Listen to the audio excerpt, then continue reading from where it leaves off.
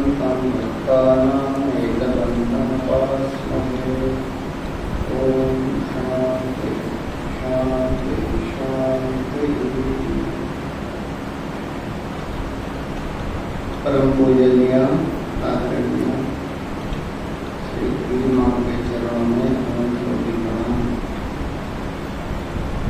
प्रातस्मरणीय एकादश पीठाधीश्वर महाराज के चरणों में अनंत प्रणाम। मंचस्थ महानुभाव महापुरुषों को ओम नमो नारायण।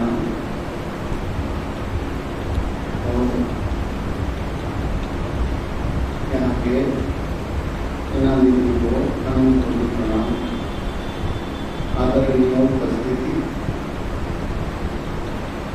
देखिए, हमारे पूर्वजन्म का कुछ पुण्य पुंज है कि हम शास्त्री जी महाराज जी के बारे में चर्चा कर रहे हैं। और समय देखिए, महापुरुष देश काल से परे होते हैं। देश और काल जो है, भगवान भाष्यकार लिखते हैं दक्षिणामूर्ति स्तोत्र में, देश काल कलना वैचित्र्य चित्रीकृतम।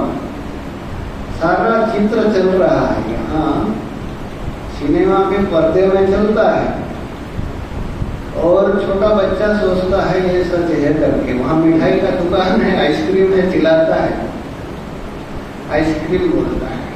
तो बोले नहीं, ये तो महापुरुषों को सच्चाई दिखती है, प्रज्ञानी को देश काल कलना वैचित्र्य चित्रीकृतम दिखाई देता है।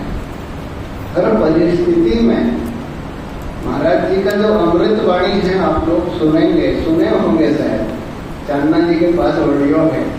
अब एक बार सुनेंगे, इतना मधुर है जैसे उनके वाणी में सरस्वती है। स्तुतिसार समुद्धरणम का एक श्लोक लेते थे, कम से कम 10-12 बार उच्चारण करवाते थे स्वर के साथ। हम तो 2 बार उच्चारण करेंगे तो कोई बोर हो जाएगा। इतना प्रेम से और इतना, और सारे जो श्रोता भी थे इतने जोश से उच्चारण करते हैं स्वर के साथ। तो हम जब सुने थे अपरोक्षानुभूति में कि बताते हैं, निमेषार्थम न तिष्ठन्ति वृत्तिम ब्रह्ममयीं विना यथा तिष्ठन्ति ब्रह्माद्या सनकाद्या सुखादयः। बोले एक निमेष मतलब आंख बंद करके खुलने के लिए जितने समय लगता है उसको एक निमेष कहते हैं, जैसे पलक झपकते हैं। बोले उतने से भी आधे समय तक अपने ब्रह्माकार वृत्ति के बिना जो लोग नहीं रहते हैं, महापुरुष लोग, और वो कैसा है बताते हैं, अपने स्वरूप में आनंद में ही स्थित है। जैसे कोई मीठा हो, मीठा का चाशनी हो, ऊपर से भी मीठा है, नीचे से भी मीठा है। ऐसे महापुरुषों के वाणी जो है, महाराज जी का वाणी इतना मधुर है, आज तक मैं सुना नहीं। ऐसे इतना मधुर बोलते हैं। अब कई बार सुन लेना, तो चाहता हूँ ला करके एक बार सुना देना आप लोग। तो वो जो महापुरुष हैं, शास्त्र में हम देखे हैं कि जैसे कुछ झलक तो हमको मिल जाता है, जो वाक्य सुधा है उसमें लिखते हैं, अहम अस्मि सदा भ्रामि कदाचित् नाहम अप्रियम् ब्रह्मैवाह स्वतः सिद्धं सच्चिदानंद विग्रह। तो मैं हूं करके हर व्यक्ति जानता है, ये सत का वाचक है। और सदा भ्रामि, मैं हमेशा ज्ञान स्वरूप हूँ। जागृत अवस्था में भी तो ज्ञान स्वरूप हैं, और स्वप्नों में भी मैं हूँ करके जानते हैं, लेकिन सुसुप्ति अवस्था को भी जानते हैं। हमारा कभी अभाव नहीं होता है। बोले महाराज दुखी हैं, हम बोले दुखी नहीं हैं।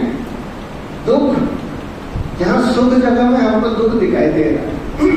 जैसे छोटा बच्चा होता है, दांत जब गिर जाता है तो आप देखे होंगे रोते हैं बच्चे लोग, मेरा दांत निकल गया है, गिर गई। लेकिन बड़े लोग खुश होते हैं, बोले अरे दूध का दांत गिर जाएगा, अभी नया आएगा। तो जहाँ सुख की जगह पर हम दुख दिख रहा है हमको, और महापुरुष क्या है हर अवस्था में, तो उसका एक झलक दे दिए। बोले कदाचित् नाहम अप्रिय, कभी भी हम अपने लिए अप्रिय नहीं होते हैं। कभी कितना बड़ा दुख में व्यक्ति हो, बोलते हैं एक जान अपनी जो प्राण सबसे प्रिय होता है, जैसे कहीं कोई पिटाई हो रहा है तो क्या करते हैं, हाथ पैर बचा लेते हैं कि हाथ पैर नहीं टूटे। जब हाथ पैर के ऊपर आता है, आंख कान नहीं खराब हो, इसीलिए क्या करते हैं, हाथ पैर को करते हैं, चाहे हाथ पैर टूट जाए हमारा ज्ञानेंद्रिय बची रहे। शरीर चाहे पिटाई खा जाए तो कर्मेंद्रिय बची रहे, कर्मेंद्रिय चाहे हाथ पैर टूट जाए लेकिन हमारा आंख कान बचा रहे। बोले जब डॉक्टर कह देता है ये आंख निकाल दो करके, मैं देखा हूँ एक बार, एक आंख सड़ गया था तुम्हारा दिन, तो बोले डॉक्टर इसको निकाल दो बोलते हैं, तो आंख निकालने के तैयार हैं, पैर काटने के लिए तैयार हो जाते हैं अपने। और ज्ञानेंद्रिय से भी प्रिय होता है मन। अपना मन की शांति के लिए हम ज्ञानेंद्रिय को त्याग कर देते हैं और मन जो है, मन और बुद्धि को बचाने के लिए बोलते हैं हम सबसे प्रिय है। जैसे नींद नहीं होते ना, गोली खा लेते हैं, मन को भी सुला देते हैं, लेकिन सबसे प्रिय क्या है, प्राण है। बोले प्राण से भी प्रिय मैं हूं। बोलते हैं जो लोग खुदकुशी करते हैं, प्राण त्याग करते हैं, क्यों, मैं दुखी रहना नहीं चाहता, तो कदाचित न अहम अप्रिय। तो बताते हैं ब्रह्मेवाह स्वतः सिद्ध। तो इसलिए महापुरुष बता दिए, बोले हम ब्रह्म है, बोले सच्चिदानंद विग्रह। ये जो देखे थे महापुरुषों के जीवन ही, उनका जो जीवन ही, उनका व्यवहार, उनका देखिए कैसे, मैं तो नहीं सोचता शास्त्री जी महाराज के पास कोई आकर के बैठा, कितना बड़ा भी दुख हो, उनका जो वाणी है, ये वाणी के कारण, उनका उपस्थिति के कारण निश्चित रूप से आप तक अनुभव किए होंगे माता जी के उपस्थिति में, कितना बड़ा भी विपत्ति हो आप करके बैठ जाइए खाली। अब जैसे हिमालय में बर्फ की चोटी पर आप पहुंच जाइए, चाहे रोहतक से जाए, चाहे आप चेन्नई से जाएं, चाहे कहीं से भी जाएं, इतना गर्मी से जाएं, आप प्रयास कीजिए, ठंडी तो जरूर लगेगी। तो इसीलिए बताते हैं महापुरुष संचय सबसे बड़ी चीज है, महापुरुषों का संयोग है, ये सबसे बड़ी, ये भगवान की कृपा है। भगवान की कृपा से महापुरुष का संसर्ग होता है और महापुरुष के संयोग में जो आता है तो उसका उद्धार तो निश्चित रूप से होगा, क्योंकि ये अमोघ होते हैं। अमोघ मतलब हम जानता हूँ एक डॉक्टर थे, वो आयुर्वेद के डॉक्टर, कुछ नौकरी करते थे, तो सांप का जहर उतारने में इतना सिद्ध थे, उनके पास कोई व्यक्ति को सांप काटा हो तो आप सिर्फ फोन करके बता दीजिए उसको, फोन का खबर मिल गया तो वो व्यक्ति मरेगा नहीं, वहीं से मंत्र उच्चारण करते हैं। तो ठीक वैसे महापुरुषों के संसर्ग में आ करके कोई व्यक्ति का कभी दुर्गति हो ही नहीं सकती। इसलिए हम तो परम सौभाग्य है हमारा, ऐसे महापुरुषों की सन्निधि प्राप्ति हुई है। और शास्त्री जी महाराज के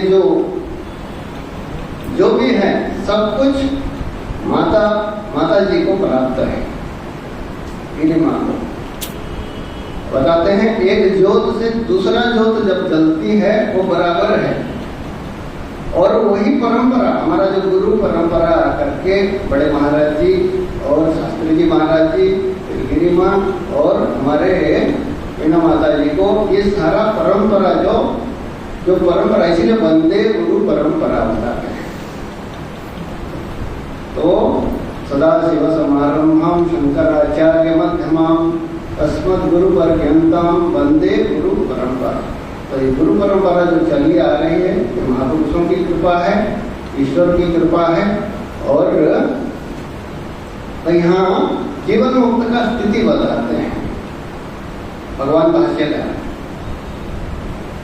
क्योंकि उनको पहचान नहीं सकते सीधा।